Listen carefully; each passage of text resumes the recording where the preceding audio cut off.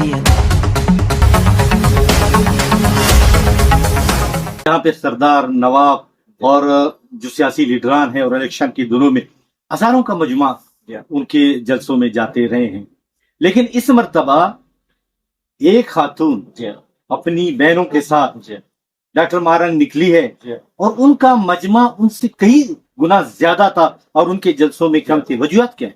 वजूहत ये कि अब लोग पहचान गए हैं। अब जो हमारी नौजवान नस्ल है, देखिए उस जमाने में जब 70 में जो कुछ हुआ उससे पहले उस वक्त हमारे पास एक लिटरेचर नहीं था, और दूसरी बात है हमारे पास जाहिर है वो रेडियो टीवी वो सरकार के कंट्रोल में थी। एक तो सोशल मीडिया ने सबको आम कर दिया है, दूसरी बात है कि पहली मर्तबा है कि हमारे नौजवानों को मौका मिला है कि लाहौर इस्लामाबाद वगैरह में पढ़ सके, यूनिवर्सिटियाँ बन गई, किताब उनके पास आ गए। मैं खुद, मेरे वालिद साहब चपरासी थे, हम सब जो यहाँ पर आए हमारी दूसरी तीसरी नस्ल होगी जो उन्होंने तालीम हासिल करना शुरू। हमारे वो आए तो कोई चपरासी था, कोई चौकीदार था, और उन्होंने फिर ये देखा कि गुज़िश्ता 88 से जब ज़िया-उल-हक के बाद जो पार्लियामान का सिलसिला शुरू हुआ, चाहे नेशनलिस्ट हो चाहे मुस्लिम लीगी हो, तो उन्होंने बड़े बड़े दावे किए जी हम बलूचिस्तान में दूध और शहद की नहरें बनाएंगे, कौम परसों ने कहा आपको खूब पिलाएंगे।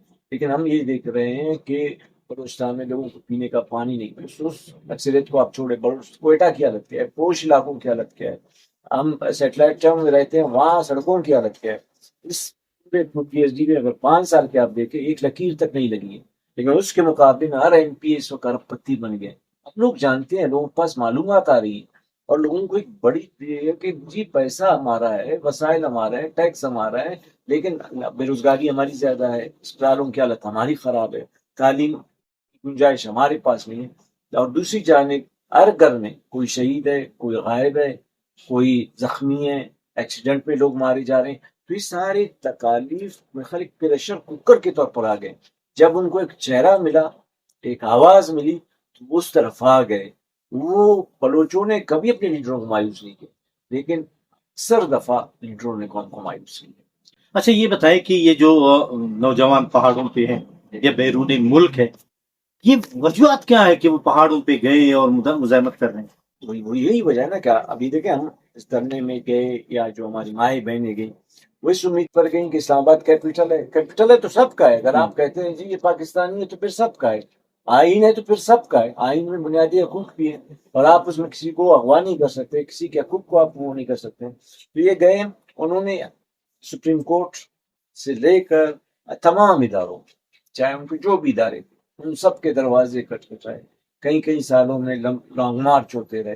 ये नहीं कहें कि जी कल हम गए उन्होंने वो नहीं कहा। और मैं आपको ज़िमनी बात ये भी कहूँ, जब एक दिन पहले जब ये धरना अपना खत्म कर रहा था, एक दिन पहले जो नेशनल प्रेस क्लब है इस्लामाबाद, सबकी नुमाइंदगी होता, उसका एक शर्मनाक सफर जारी हुआ DC के नाम कि जी ये जो धरना दिए बलोच बैठे हैं खवातीन, उनको उठाया जाए, क्योंकि हमारी बिक्री नहीं हो रही, हमारी कमाई नहीं हो रही, क्योंकि हम सेमिनार प्रेस कॉन्फ्रेंसेस नहीं हो रहे। और यकीन करें जो ज़मीर वाले साथी, उनके आंखों में आंसू नहीं देंगे। वहाँ पर नासिर ज़ैदी साहब जैसे पाकिस्तान की सहाफ़त के आबरू, जिन्होंने ज़िया-उल-हक के ज़माने मार्शल थे, उनकी आंखें नम थी। फरकुल्ला बाबर साहब, हमारे साथ अफरा साहब खटक थे, वो के कम थे। नसीम अजहर थी, जिसको आप बेहतर जानते हैं, जो अजहर साहब जो है TV के हवाले से बहुत बड़ा नाम है, वो आई थी, वो ऐड है उसके। लेकिन जब आप मुझे बताएं कि जब आपको थाने से लेकर अदलिया से लेकर अदालत उज़्मा से लेकर पार्लियामान तक जब आपको इंसाफ नहीं मिले, आपकी बात नहीं सुनी जाए, कुछ लोग हो सकता है सब्र करके बैठ जाएं, राह थकें, लेकिन इंसान की फितरत मुख्तलिफ है। बहुत से लोग फिर यही समझते हैं कि इसका ये हल नहीं है, फिर हम मरने को जाए, इससे बेस रोज रोज के जीने से बेहतर है मरने को जाए। शायद वो फैसला किया होगा कि वो बेहतर है कि हम मर जाएं, बेहतर है जब हमारी बात नहीं सुनी जाती। जो हम देख रहे हैं कि खवातीन ने एहतजाज किया, मारंग बलोच और अपनी साथियों की खवातीन के साथ 2 महीने तक धरना देती रही, वापस आ गई, और अब वो मामला हल नहीं हुआ। किस तरफ हालात जा रहे हैं? मुझे नहीं समझ में आ रही है कि इतने इससे पहले जब यहाँ 50 दिन का धरना हुआ, जिसमें पूरी एक टीम आई शहबाज शरीफ की तरफ से, आज़म नज़ीर तारड़ उसके जो फेडरल मिनिस्टर थे वो उसके सरबराह थे, राना सनाउल्लाह, शाजिया, मरी, MKM सब आए थे यहाँ पर। जो وہ انہوں نے لکھ کر بھی دیا، وہ تحریر بھی ہے. پھر انہوں نے کمیٹی بنائی جس میں میں بھی شریک ہوا لوائکی کی طرف، سمیع الدین بھی. وہاں ہم نے سب باتیں رکھی، انہوں نے ایگری بھی کیا، لیکن وہ بات آگے نہیں بڑھ سکی. پھر اختر مینگل نے ایک وہ کمیشن بنایا جس میں فراز صاحب، کامران مرزا دیگر تھے، اس کا بھی پیش کیا گیا، کوئی فیصلہ نہیں آیا. جب تک یہ معاملہ حل نہیں ہوگا، اب ہمیں نہیں پتہ ہے کتنے لوگ وہاں جو دوران حراست شہید ہوئے. تو ہم نے تو یہی مطالبہ کیا، ہماری لاشوں کا تو پتہ ہے. اب وہ شرعی مسئلہ بھی ہے. اب ایک خاتون ہے، پتہ نہیں کہ وہ بیوہ ہے ہی نہیں ہے، یا کوئی منگیتر، اس کی منگیتر زندہ ہے ہی نہیں. شرعی مسئلہ بھی ہے، رواجی مسئلہ بھی ہے، بلوچی مسئلہ بھی ہے، انسانی مسئلہ بھی ہے. لیکن نہ جانے کیوں یہ ابھی تک صرف طاقت کی استعمال کی ہوئی تمام مسائل کرتے ہیں. وجوہات کیا ہیں، کیوں اس طرح کرتے ہیں؟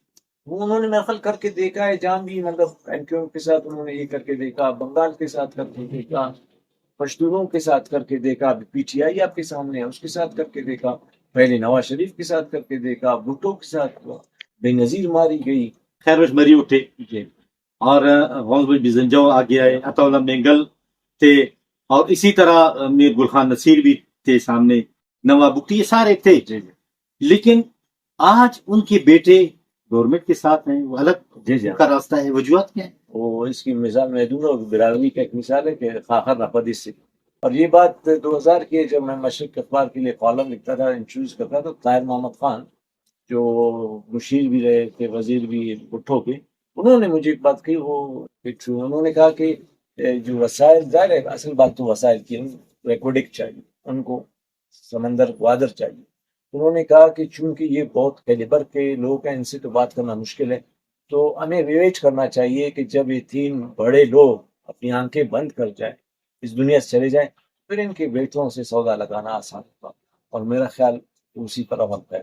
لیکن ان کے بیٹوں سے زیادہ طاقتور تو خواتین نظر آ رہی جی ہیں. ہاں، یہ تاریخ کا جبر ہے کہ قوموں نے اب اپنی جو نوجوان ہے یا بلوجوان ہے، اس نے اپنی تحریک اور جو لیڈرشپ ہے وہ خواتین کے ہاتھ میں. اب ان کے پاس کچھ نہیں، آپ دیکھ رہے ہیں، ان کے جلسے بھی دیکھ رہے ہیں، اور آپ بحیثیت صحافی آپ خود بھی کرنٹ افیئر میں آپ کا عمر گزرا ہے، آپ جانتے ہیں، آپ نبض پر ہاتھ رکھ سکتے ہیں، آپ تمام اس کو دیکھ رہے ہیں کہ اس جلسے کے بعد سب کے جلسے پیچھے پڑ گئے، جو کل تک جن کا نام لے کر لوگ پورے بلاک ہو جاتے تھے روڈ، آج وہ خود موجود ہوتے ہیں لیکن لوگ نہیں آ رہے. کیا ان الیکشن کے نتائج پہ اثرات مرتب ہوں گے بلوچستان کے؟ یقیناً ہوں، کیونکہ ابھی تک تو مجھے یہاں پر گہما گہمی تک نظر نہیں آتی. ایون کہ جب ہم اسلام آباد میں تھے وہاں بھی گہما گہمی نظر نہیں آتی، پنڈی میں بھی نظر نہیں آتی.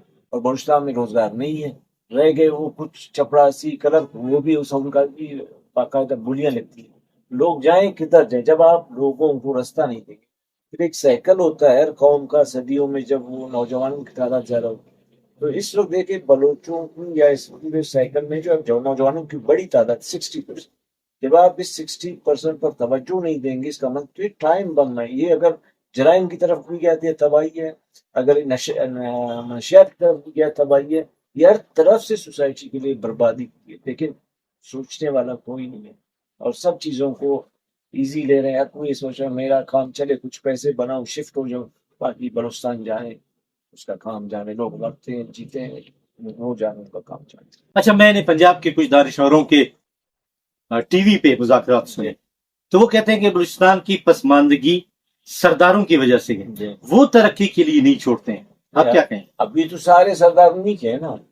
اگر وہاں پہلے سرداروں کی بات کی جاتی، بابا خیر بخش مری، شہید نواب بخشی سردار تھا، اب تو اس دنیا میں نہیں ہے. اب اگر آپ ان کے بیٹے بھی سب پارلیمان کی سیاست کر رہے ہیں، اختر مینگل بھی پارلیمان کی سیاست کر رہے ہیں، عاصف بزنجو بھی پارلیمان میں رہے ہیں.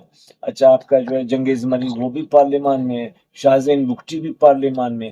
باقی جو بھی سردار ہیں، chief of Sarawan, chief of Jhalawan, Baloch hierarchy میں تو یہی ہیں. سب سے پہلے خان آف کلات، پھر چیف آف سراوان، پھر چیف آف جالاوان، تو سارے سردار تو ان کے ساتھ ہیں. اور پھر اسٹیٹ میں اگر اسٹیٹ کوئی ریٹ ہے تو اس میں سردار کی کیا حیثیت ہے، وہ کس طرح ترقی کو روک سکتے؟ وہ کہتے ہیں کہ یہاں پہ جو خواتین نکلی تھیں یا جو پہاڑوں پہ ہے، ان کو بیرونی امداد مل رہا ہے، وہ اس کے بل بوتے پہ لڑ رہے ہیں.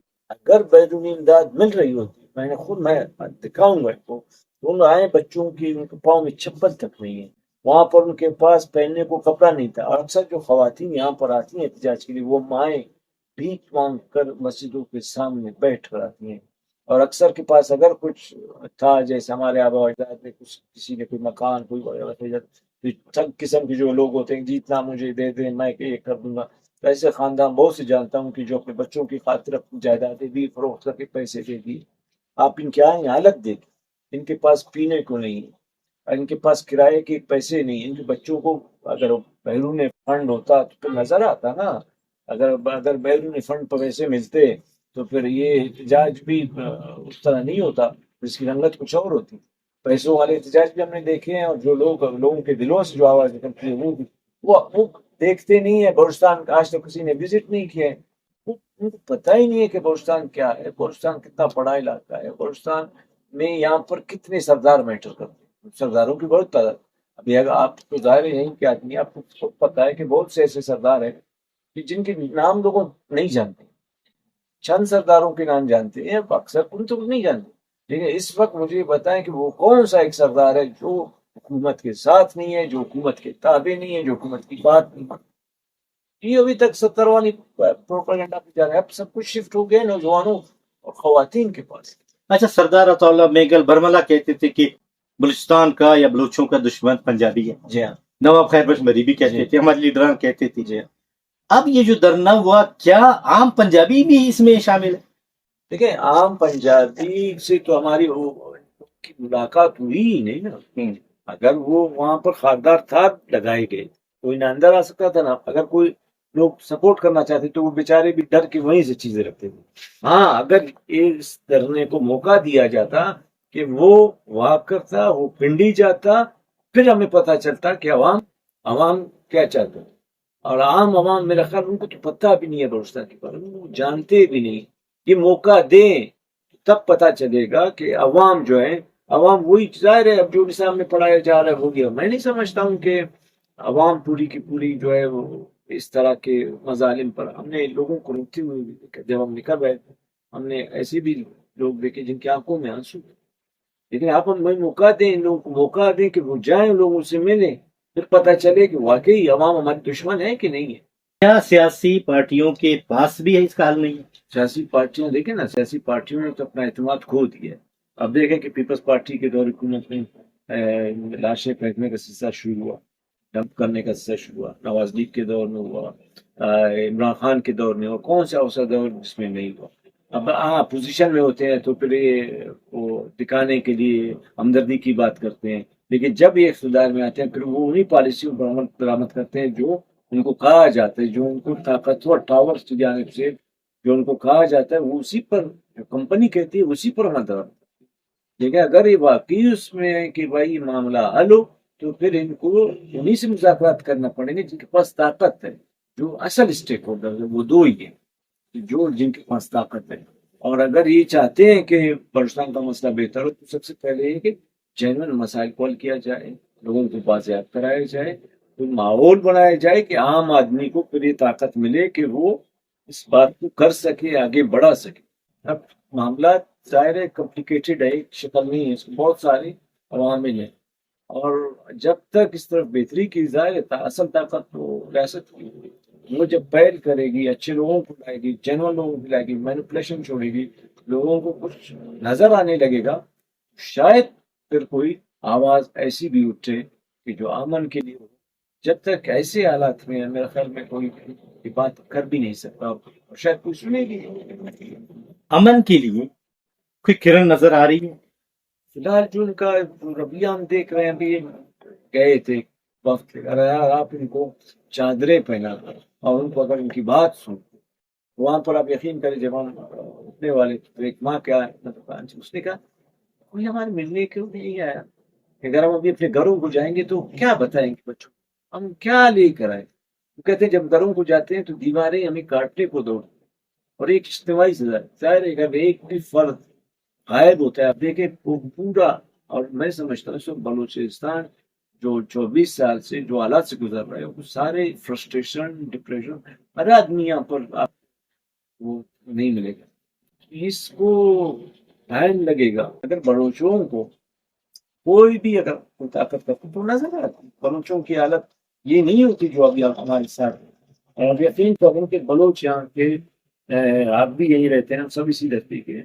آپ آئیں ہماری یونیورسٹی میں جو اس وقت سویپر کا کام کر رہے ہیں, خاکروب کا کام کر رہے ہیں, واش روم کا کام کر رہے ہیں, بلوچ نوجوان کا اس حد تک کہاں زیادہ. یا دوسرے اقوام کو آپ دیکھیں وہ آگے بڑھ رہے ہیں, ترقی کر رہے ہیں. ان کو ہماری جو فیسیں بڑھائی گئی ہیں وہ بھی بہت زیادہ ہیں. اب عام آدمی غریب آدمی کہاں سے ہے؟ ہمارے پڑھنے کے راستے بھی مفقود ہیں, روزگار کی ذرائع بھی نہیں ہے, اور جو لائے جاتے ہیں وہ ڈمی ثابت ہوتے ہیں. مزور بلوچ صاحب بہت بہت شکریہ کہ آپ نے بہت احسن طریقے سے سوالات کے جوابات دیے. ناظرین, یہ ڈسکشن آپ نے سنی, یہ ایک اکیڈمک ڈسکشن تھی. وجوہات یہ ہے کہ جب تک ہمارے دوسرے صوبے اور خاص کر پنجاب کے لوگ اگر وہ بلوچستان کو اپنا سمجھتے ہیں تو آئیں, یہاں کے لوگوں سے ملیں. یہاں پہ محبت کرنے والے لوگ بستے ہیں, آپ کو محبت ملے گا یہاں سے, لیکن آپ اس دھرتی کو اپنا سمجھیں, ان کے ساتھ پیار اور محبت سے ملے. قیوم بیدار کو اجازت دیجیے. اللہ حافظ.